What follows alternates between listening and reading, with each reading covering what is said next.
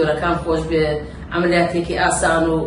والله هيك آزارني والله ويقلوا بابك نجاتي به نشكرا مني نزخت مني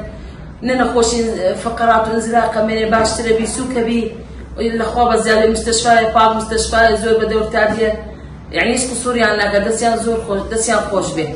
دسيان خوش به عمري عندي ليش ان شاء الله والله ما شاء الله الاخواب زياده مستشفى فاكه حمي بخزمتها هاتوين السرمان اللي داو بخزمكان ما شوت من برون بو مهربان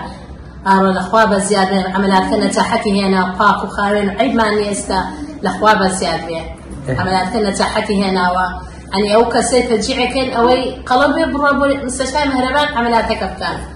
نجاتي بالسكري من مزاني وتعشش ما انتوش سكري هذا الاخواب زياده مستشفى شكرا حرنيه قلت روضها بسيط الاخواب زياده اوي لخوشي اللي ابي اروى لقل عملياتك يا والله ما هدك ما لك كوك هدك ما فيك وش كدمان وخما شجع كل ما بريني معده ما قلت ما نقدر نزات معنا بيه ان شاء الله هيك سنيه آسانه بي كان ما ترسل بدنا ندرس خوا قوري كريمه مستشفى بارك معين خدمه وزاري وعندما ما شاء الله بارك خوش حمي بدور تادين الاخواب زياده دز دكتورش خوش بيه بس صلوات ليش ما كنت نجرشين عمليات توان الاخواب زياده الحمد لله الشكر